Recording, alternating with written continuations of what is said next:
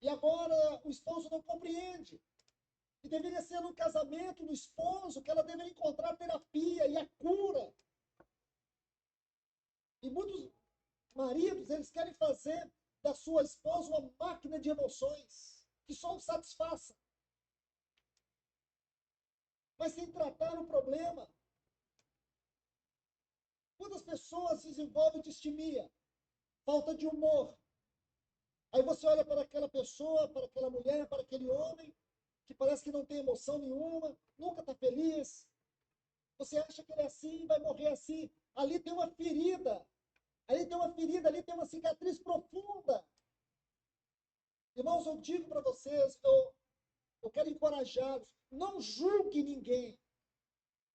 Tire isso, porque também esse tipo de pessoa que gosta muito de julgar são feridas lá. Fica se Bom, protegendo. aí é uma outra forma de eu parar e colocar o meu encargo que eu tenho no meu coração, onde ele fala que pessoas que julgam muito é porque tem uma ferida lá. Então, você que julga muito o outro, não que o outro não mereça, mas o julgamento cabe a Cristo e não a você. Então, quando eu julgo o outro, eu tenho que falar, poxa, mas por que eu estou julgando? Muito provavelmente que eu não estou vendo dentro de mim aquilo que eu estou julgando do outro. E aí eu tenho que levar lá para a minha infância, dar uma analisada à luz do Espírito Santo, perguntando para o Espírito, perguntando para Deus em oração, para que ele me revele o que aconteceu lá no passado, né? Por que eu estou julgando o outro, né?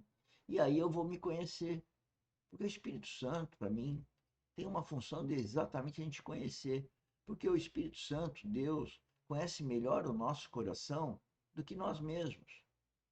Portanto, como é dito na Bíblia, que ele prescruta não só Deus, porque ele é Espírito Santo de Deus, ele é Espírito Santo do Filho, de Cristo, mas ele também prescruta, ou seja, ele conhece a gente melhor que a gente, né?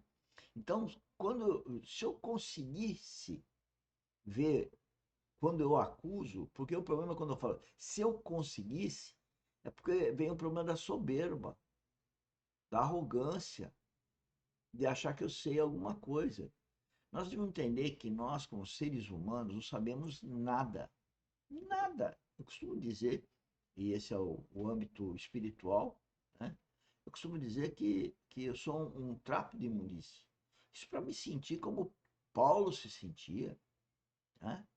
Ele não usava esse termo, mas ele se colocava, não é para baixo, ele se colocasse no lugar dele, que espiritualmente ele tinha tudo que acender. Paulo assassinou pessoas e muitas pessoas cristãs, ele foi atrás de cristãos, mas depois Cristo encontrou ele e deu uma enquadrada nele. Ele ficou 11 anos parado, tipo dentro de casa, né, para refletir tudo que ele conhecia da palavra. Por que eu estou falando isso? Porque as pessoas, todos nós, eu, todos nós, temos que refletir da sujeira que a gente tem no coração. Nosso coração é contaminado, é sujo, por isso que a gente acusa. Lá no coração tem uma coisa ruim, a gente projeta no outro. Os psicólogos falam em projeção, tá? Então é o que ele está falando, né? Onde uma mulher sentiu a saída do pai de casa, mas ele não olhava para a mãe. Quer dizer, a gente faz uma leitura natural das coisas, se coloca como vítimas, né? E não entende que nós não somos vítima de nada. Nós somos mentirosos, somos dissimulados, somos arrogantes, soberbos. Isso vem tudo do mundo. Se os nossos pais vieram do mundo, vieram de Adão e Eva, que já lá no Éden criaram o pecado por desobediência, não podia ter dado certo, né? Do ponto de vista de glória a Deus. No entanto, que precisou vir Jesus Cristo para nos salvar e a gente poder então ter uma vida eterna, ou seja, estar na presença de Deus, senão a gente não está. Se qualquer um de nós estiver na presença de Deus agora, a gente é desintegrado, porque ele não suporta a mentira, ele não suporta a soberba. E ele, ao saber que nós estamos sujos e contaminados, né, que ele então entra com esse processo de transformação da mente, para que a gente transforme o nosso coração, para que nós tiramos entulhos, para que o Espírito Santo nos preencha totalmente e que nós nos transformemos à imagem e semelhança de Cristo, que é o perfeito. É e sempre será. Se escondendo atrás de julgamentos, desenvolve esse hábito horrível de comportamento que fere, estraga relacionamentos. Por que eu estou trazendo esse estudo? Por que o Senhor tem trazido para nós esse estudo? Porque Ele quer nos libertar. Se nós queremos experimentar um avivamento, irmãos, nós temos que experimentar um avivamento que tenha transformação de caráter. Não é cultos cheios de euforia. Não, casamentos transformados. Lares transformados. Então, veja, os casamentos têm que ser transformados, as pessoas têm que ser transformadas, os lares têm que ser transformados, né? E tem um comentário aqui que sempre me colabora conosco, a Tereza, né? Dizendo: o julgamento é muito triste. É muito triste.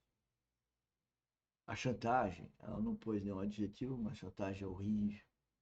Mas eu diria para a Tereza e para todos vocês, como eu digo para mim, eu tenho que ver essa chantagem em mim. Eu tenho que ver esse julgamento em mim. Porque o problema é o seguinte: qualquer um sabe que o julgamento é ruim, qualquer um sabe que chantagem é ruim, mas você está vendo nos outros ou está vendo dentro de si? Essa é a pegada do demônio. O demônio faz você ver nos outros. Você julga os outros. Agora, se você se julgar, se você vê em si, aí que você entra nesse processo de transformação. Senão, não há transformação da mente. Ver nos outros e achar que os outros que têm que mudar é exatamente a falta do Espírito Santo. Para dizer que é você que tem que mudar. E daí a nossa mentoria de sábado. A gente para entender que a transformação da mente é a nossa mente em função da pobreza nossa espiritual, ou ausência de vida espiritual, da total carnalidade, da total vida egocêntrica. Então, tanto a palavra chantagem como julgamento, nós temos que ver dentro da gente, não ver no outro. Que ver no outro todo mundo sabe, né? O problema é a gente ir no espelho e tipo dar tapa no espelho pelo ser humano porcacho que nós somos. Não adianta a gente ficar fazendo encontros, lendo livros sobre esses assuntos, irmãos, se nós não tratarmos do problema crucial. Crucial. Mente. Mente. Isso é importante. A nossa mente, não dos Deixa eu outros. ler um texto com vocês. Gênesis 6, versículos 1 a 10. Preste atenção. Como se foram multiplicando os homens na terra, e lhe nasceram filhas, vendo os filhos de Deus, que as filhas dos homens eram formosas, tomaram para si as que, entre todas, mais lhes agradaram. Agora, observe o versículo 3. Então disse o Senhor: meu espírito não agirá para sempre do homem. Tá vendo? Pois Guardei. Deus falando, está escrito na Bíblia. Então, por favor, alerta a todos, o ímpio, o religioso e o filho de Deus, que deve ter essa consciência, que Deus não age na mente de todos. Ele, na verdade, não age no coração, não é na mente. Coração de todos. Agir no coração, ele vai agir na mente, em tudo mais, se nós mudarmos. Porque ele vai sempre fazer 100% melhor. Mas cabe a nós primeiro nascer de novo, senão a gente não ouve o Espírito Santo. Depois que nasceu de novo, nós temos que ter uma maturidade, senão a gente não entende, como uma criança não entende. E depois, então, nós temos que começar o nosso processo de transformação. Aí vem a nossa live de sábado, processo de transformação da mente.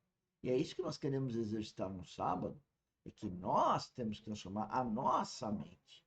A minha mente eu tenho que transformar. Como? O Espírito Santo, senão não transforma. Então, a graça de Deus, que é novo nascimento, é imperioso, é imperativo para haver o início do processo de transformação com alguma maturidade espiritual. Este é carnal.